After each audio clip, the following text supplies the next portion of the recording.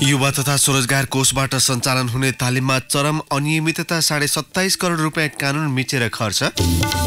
एकीकरणको 5.5 महिनापछि पनि सत्तारूढ नेकपाभित्र तत्कालीन एमाले र माओवादी केन्द्रको अस्तित्व कायमै, सांसदले बुझाउने लेबी पनि फरक। बहुमूल्य जडीबुटी सेतक चिनीको बजाङमा चोरी निकासी तीव्र, चीन र भियतनाममा अत्याधिक माग। भुटानको मन्त्री परिषदमा 2 नेपाली भाषी चयन, आर्थिक र शिक्षा मन्त्रालयको जिम्मेवारी। र इङ्ग्लिस प्रिमियर लिग फुटबलको पछिल्लो खेलमा आर्सेनलले लिभरपुललाई बराबरीमा रोकियो। शोकमा रहेको लेस्टरद्वारा कार्डिफ पराजित। नमस्कार, कान्तिपुर डायरीका साथमा दिवा र म अनिल। सुरु गरौँ मुख्य प्रसङ्गबाट। युवा तथा साना व्यवसायी स्वरोजगार कोषबाट सञ्चालन हुने तालिममा चरम अनियमितता भेटिएको छ। प्रधानमन्त्री मार्फत रहेको राष्ट्रिय सतर्कता केन्द्रले गरेको अनुसन्धानमा कोषको 27 करोड 62,14,700 रुपियाँ अनियमितता भएको पाइएको हो। केन्द्रको अनुसन्धान प्रतिवेदनमा भनिएको छ, नेपाल उद्योग वाणिज्य महासंघलाई तालिम तथा प्रशिक्षणका लागि 44,47,100 रुपियाँ तथा महासंघ र मार्फतका 91 संस्थालाई 27 करोड 17,67,600 रुपियाँ गैरकानूनी रूपमा दिएको देखिन्छ। ठूलो रकम अनियमितता भेटिएपछि थप कारबाहीका लागि अख्तियार दुरुपयोग अनुसन्धान आयोगमा प्रतिवेदन पठाइएको केन्द्रका सूचना अधिकारी डालनाथ अर्यालले बताउनुभयो। खर्चको हिसाब किताब गर्दा अनियमितताको रकम निस्किएको हो। यसमा नेपाल उद्योग वाणिज्य महासंघले दाबी गरेको थप भुक्तानीको अङ्क समावेश छैन। उसले करिब 11 करोड रुपियाँ थप दाबी गरेको छ। केन्द्रको प्रतिवेदन अनुसार कोषले नेपाल उद्योग वाणिज्य महासंघलाई 10 करोड 89,98,000 रुपियाँ पेस्की दिएको थियो भने नेपाल चेम्बर अफ कमर्सलाई विभिन्न समयमा 38 लाख रुपियाँ उपलब्ध गराएको थियो। प्रतिवेदनमा भनिएको छ, महालेखा परीक्षकको कार्यालयले समेत यी विषय उठाएको छ।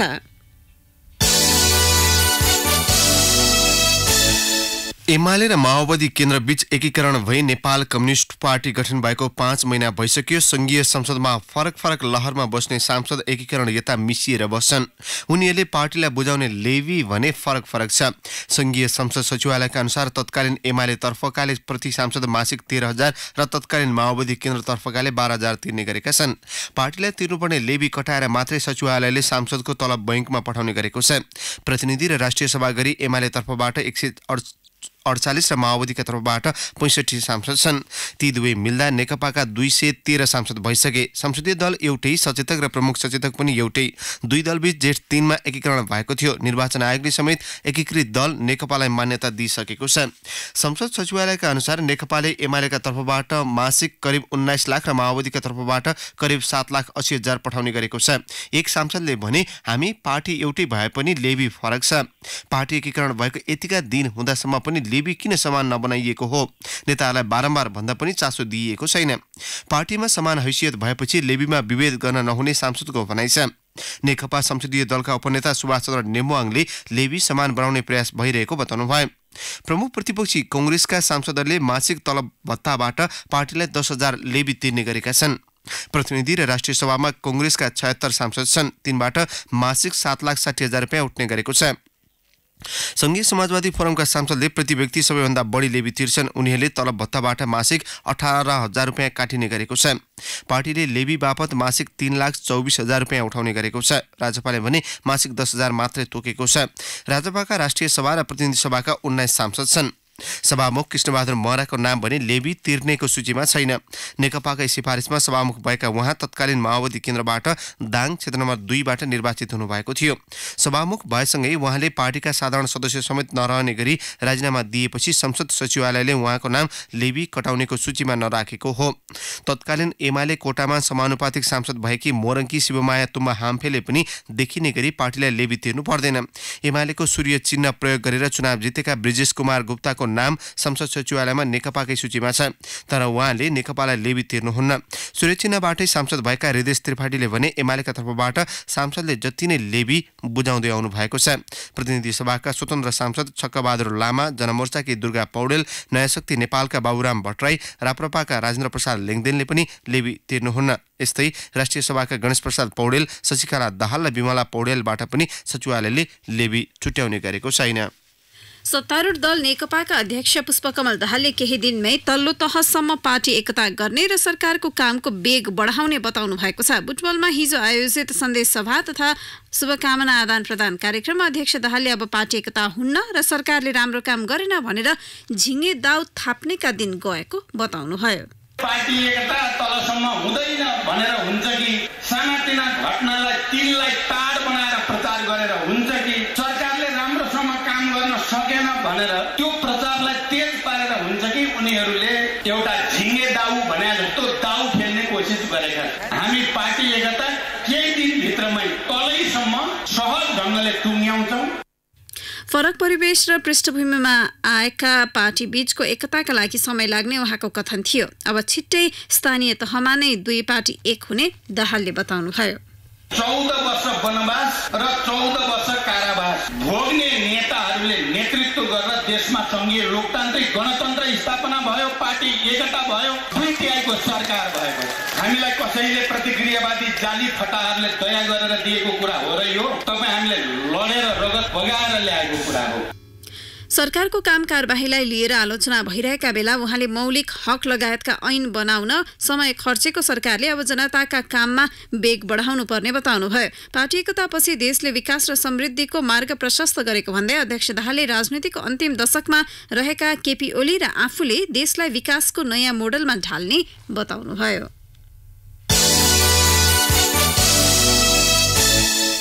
कांग्रेसको विधान संशोधन मस्यौदा समितिले काम नसक्दा मक्सिर पहिलो साताका लागि तोकिएको महासमिति बैठक सर्ने भएको छ। सभापति शेरबहादुर देउवाले विधान संशोधनको विषय नटुङ्गिएको भन्दै 2 सातासम्म बैठक सार्न अनौपचारिक संवाद थाल्नु भएको छ। उहाँले वरिष्ठ नेता रामचन्द्र पौडेल पक्ष र आफू निकट नेताहरूसँग मक्सिरभित्रमा नयाँ मिति तोक्ने गरी बैठक सार्ने बारे छलफल गरेको नेताहरूको भनाइ छ। पौडेल निकट स्रोतले भन्यो चाडबाड र विधानको काम नसकिएका कारण महासमिति बैठक सार्नुपर्ने भयो भनेर सभापतिजीले भन्नुभएको छ। कहिलेलाई सार्ने भन्ने बारे अबको केन्द्रीय कार्य समितिले निर्णय गर्नेछ। देउवाले महासमिति बैठकको नयाँ तिथि तोक्नका लागि 19 या 20 गते केन्द्रीय कार्य समिति बैठक बोलाउने तयारी गर्नुभएको छ। सहमहामन्त्री प्रकाश शरण महतले पूर्व निर्धारित समयमै महासमिति गर्न समयको दबाव परेको भन्दै त्यसका लागि के गर्ने भन्ने बारे छलफल नभएको बताउनुभयो। उहाँले भन्नुभयो रातारात केन्द्रीय कार्य समिति बैठक राखेर भ्याउन सकिन्छ, नत्र केही समय सार्नुपर्ने हुन्छ। यसबारे पार्टीमा छलफल भइसकेको छैन। महामन्त्री पूर्णबहादुर खड्का नेतृत्वको विधान मस्यौदा समितिले अझै केन्द्रीय कार्य समितिको आकार, पदाधिकारीको संख्या, संसदीय र केन्द्रीय कार्य सम्पादन समिति, सभापतिको अधिकार जस्ता विषयमा टुङ्गो लगाउन सकेको छैन। बझाङका हिमाली क्षेत्रमा रहेका बहुमूल्य जडीबुटी सेतक चिनी बिना अनुमति सङ्कलन र निकासी भइरहेको छ। सुदूर र मध्यपश्चिमका विभिन्न जिल्लाबाट आएका सयौं मानिस भदौ अन्तिम सातादेखि वन क्षेत्रमै पाल हालेर बसेका छन्। अवैध धन्दा रोक्न गएको वन टोली असुरक्षाका कारण देखाउँदै बीचबाटै फर्किएको छ। अहिले बझाङका वनमा प्युठान, रोल्पा, सल्यान, प्युठान, दाङ, दैलेख, जाजरकोट, हुम्ला, जुम्ला, सुर्खेत समेतका मानिस सेतक चिनी लगायत जडीबुटी सङ्कलनमा व्यस्त छन्।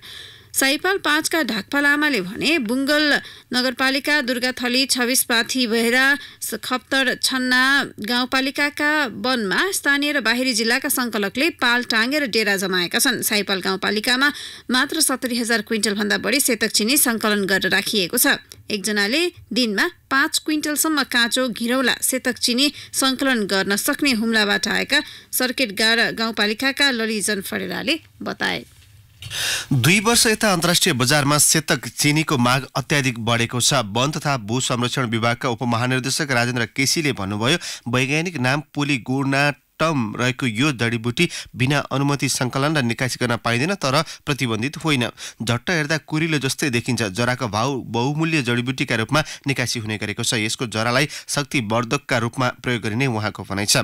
उहाँका अनुसार 2 वर्ष अघिसम्म यसको खासै माग थिएन र सङ्कलन पनि हुन्थेन। Nepal herbs and herbal product association नेफाका अध्यक्ष गोविन्द घिमिरेले भन्नुभयो चिनिया बजारमा अत्याधिक माग भएपछि सङ्कलन बढेको हो। यो वर्ष मात्रै 200 क्विन्टल सेतक चिनिया बजारमा निकासी भइसक्यो। उपमहानिर्देशक केसीका अनुसार केही अघिसम्म सेतक चिनीको निकासी गर्न वन कार्यालयलाई प्रति किलो 5 रुपियाँ राजस्व बुझाउनु पर्थ्यो, तर गत साता राजस्व दर प्रति किलो 15 रुपियाँ कायम गरिएको छ। यो वर्ष चिनिया बजारमा प्रति किलो 1200 रुपियाँसम्म बिक्री भएको घिमिरेको भनाइ छ। चिनियासँगै भियतनामको बजारमा समेत सेतक चिनीको माग अत्याधिक बढेको सरकारी अधिकारीहरू बताउँछन्।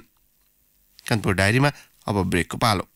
ब्रेकपछि अब बाँकी प्रसङ्ग। सङ्घ केन्द्रबाट प्रदेश तथा स्थानीय सरकारमा हस्तान्तरण भएका विभिन्न विषयगत कार्यालयका हजारौं कर्मचारीले साउन महिना यता तलब पाएका छैनन्। दशैं तिहारमा समेत तलब नपाउँदा घर व्यवहारमै समस्या आएको कर्मचारीले बताएका छन्।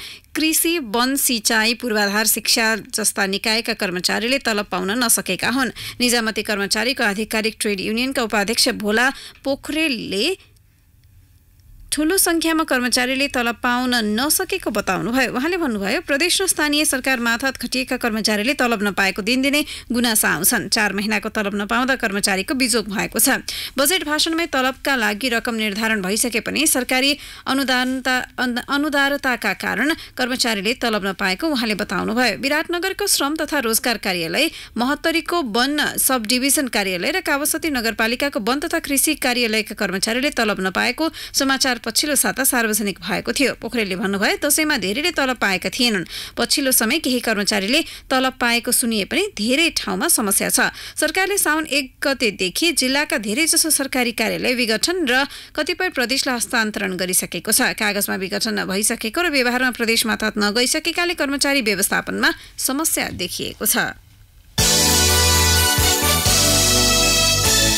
सामाजिक सञ्जाल प्रयोगमा शिक्षा मन्त्रालयले जारी गरेको मार्गनिर्देशनको शिक्षक, प्राध्यापक, कर्मचारी र सरकारवालाले नै विरोध गरेका छन्। व्यक्तिगत स्वतन्त्रता समेत हनन हुने गरी जारी गरिएको निर्देशन मान्य नहुने उनीहरूको भनाइ छ। शिक्षा मन्त्रालयले शिक्षा सेवाका कर्मचारी, शिक्षक र प्राध्यापकलाई अंकुश लगाउने गरी सामाजिक सञ्जाल र मोबाइल फोन सञ्चालन तथा प्रयोग सम्बन्धी मार्गनिर्देशन 2075 जारी गरेको छ। शिक्षक महासंघका अध्यक्ष बाबुराम थापाले महासंघ मार्गनिर्देशनको विपक्षमा रहेको बताउनुभयो। उहाँले भन्नुभयो, जो कोहीले पनि सामाजिक सञ्जालको दुरुपयोग गर्नु हुँदैन, शिक्षकलाई मात्रै तोकेर निर्देशन जारी गर्नु हुँदैन।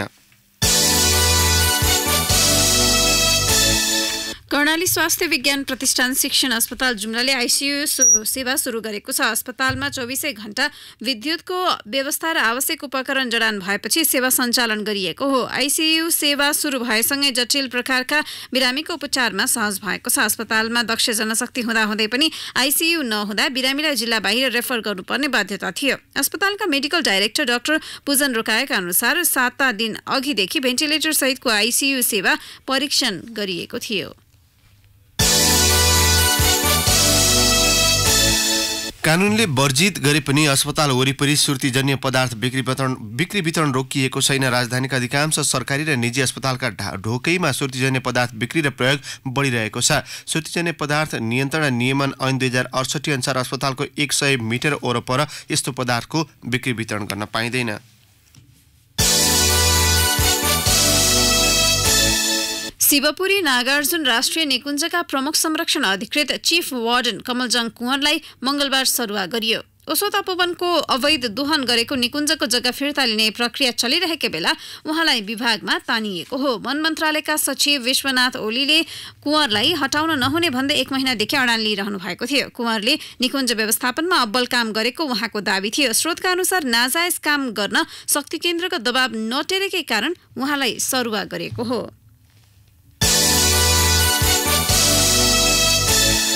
अर्घाखाँचीका खोलामा उच्छृङ्खल गतिविधिमा संलग्न रहेको पाइएपछि 25 देशका 37 विदेशी महिला र पुरुषलाई प्रहरीले नियन्त्रणमा लिई जिल्ला बाहिर पठाएको छ। शीतगंगा नगरपालिका 6 सिद्धाराको गोवाङ र बुच्ची खोलामा नाङ्गै भएर उनीहरू आसपासमा अश्लील गतिविधिमा संलग्न रहेको गाउँलेले बताएका छन्। उनीहरूले हेर्नै नमिल्ने गरी खुल्ला स्थानमा उच्छृङ्खल गतिविधि गरेको पाइएपछि प्रहरीलाई खबर गरेका थिए। घुम्ने नाममा कोही ठाडाको चाक्ला त कोही दाङको भालुवाङबाट सिद्धारा पुगेका थिए। स्थानीय प्रशासनको अनुमति बिना केही दिनदेखि टेन नै टाकेर उनीहरू त्यहाँ बसेका थिए।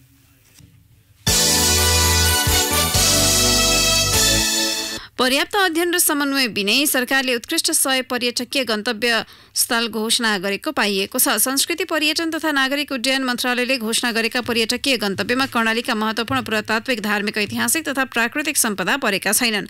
मन्त्रालयले सामान्य पर्यटकीय गन्तव्यलाई उत्कृष्ट 100 को सूचीमा राखेछ।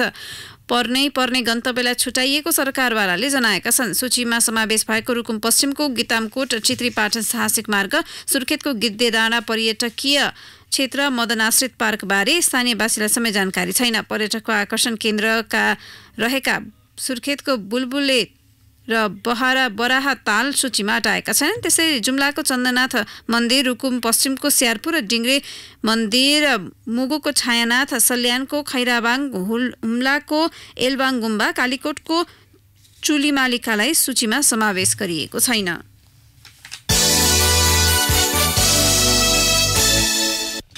संसदको अन्तर्राष्ट्रिय सम्बन्ध समिति अन्तर्गतको उपसमितिका संयोजक र सदस्यले प्रस्तावित निजगढ विमानस्थलको भोलि स्थलगत अध्ययन भ्रमण गर्ने भएका छन्। विमानस्थल निर्माणले पर्यावरण ध्वस्त हुने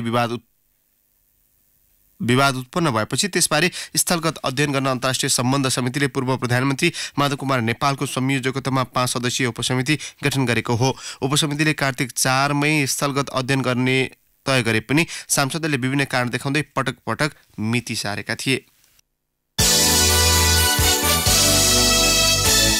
राष्ट्रिय मानवाधिकार आयोगका अध्यक्ष अनुप्रास शर्माले सञ्चारकर्मीको सुरक्षाका लागि छुट्टै पत्रकार सुरक्षा निर्देशिका तयार भइरहेको बताउनुभयो। पत्रकार विरुद्ध हुने अपराधको दण्डहीनता अन्त्य सम्बन्धी अन्तर्राष्ट्रिय दिवसको अवसरमा फ्रिडम फोरमद्वारा राजधानीमा आयोजित कार्यक्रममा उहाँले आयोगले निर्देशिकाको मस्यौदामाथि पत्रकार र मानवाधिकार सम्बन्धी सङ्घ संस्थासँग सुझाव लिन थालेको जनाउनुभयो। पत्रकार महासङ्घका महासचिव रमेश विष्टले राजनैतिक नेतृत्वले कारबाही गर्ने इच्छाशक्ति नदेखाउँदा सञ्चारकर्मी विरुद्ध दण्डहीनता बढ्दै गएको बताउनुभयो। कान्तिपुर डायरीमा पुनः ब्रेकको पालो। कान्तिपुर डायरीमा अब आर्थिक प्रसङ्ग। मूल्य कम भएका कारण निराश बन्दै गएका इलामका कृषक यो पटक भने अदुवाले राम्रो मूल्य पाएपछि हर्षित बनेका छन्। सिजनको सुरुमा नै अदुवाले यसअघि भन्दा अपत्यारिलो मूल्य पाएको छ। अघिल्लो वर्ष प्रतिमन 500 रुपियाँसम्म मात्रै मूल्य रहेकोमा यो पटक 1 मनको 3000 रुपियाँसम्म पुगेको छ। बिल्याटे बजारका व्यापारी कृष्ण पौडेलले भन्नुभयो यो मूल्य केही वर्ष यताकै उच्च हो। कलिलैमा यति धेरै मूल्य आउला भनेर कसैले सोचेका थिएनौँ। माउ अदुवा निकाल्ने सिजनमा पनि उस्तै मूल्य पाएकाले कृषकले थप आम्दानी लिन सकेका छन्। जिल्लाका अधिकांश गाउँको बेसी क्षेत्रमा उत्पादन हुने अदुवाले मूल्य पाएपछि अहिले खन्ने र बजारसम्म पुर्याउने चटारो छ। स्थानीय व्यापारीले बारीमै प्रतिमन 2000 रुपियाँसम्ममा किनेर बिल्याटे, 3 गरे, फिक्कल, मङ्गलबारे लगायतका बजार 3000 रुपियाँसम्म बिक्री गर्ने गरेका छन्। 2 वर्षमा फिक्स्ड ब्रोडब्यान्डका उपभोक्ता 3 गुणाले बढेको नेपाल दूरसञ्चार प्राधिकरणले जनाएको छ। नेपालका कुल इन्टरनेट प्रयोगकर्ता मध्ये फिक्स्ड ब्रोडब्यान्डका करिब 20% छन्। गुणस्तरीय इन्टरनेट प्रयोग गर्ने उपभोक्ताको चाहनाले वायर्ड ब्रोडब्यान्डतर्फ आकर्षण बढेको विज्ञहरू बताउँछन्। प्राधिकरणले शहरी क्षेत्रमा 10 MBPS गतिको इन्टरनेट र ग्रामीण क्षेत्रमा 512 kbps को इन्टरनेटलाई ब्रोडब्यान्ड परिभाषित गरेको छ। उच्च गतिको इन्टरनेट सुविधा लिने गरी घर वा कार्यालयमा केबल, अप्टिकल फाइबर जस्ता प्रविधिबाट लिएको इन्टरनेट सुविधा नै फिक्स ब्रोडब्यान्ड हो। इन्टरनेट सेवा प्रदान गर्ने नेपालका 2 दर्जन बढी सेवा प्रदायकका कुल ग्राहक करिब 5 लाख पुगेको प्राधिकरणको तथ्याङ्क छ। भदौसम्म 30 वटा इन्टरनेट सेवा प्रदायकका कुल ग्राहक संख्या 4,86,000 बढी छन्।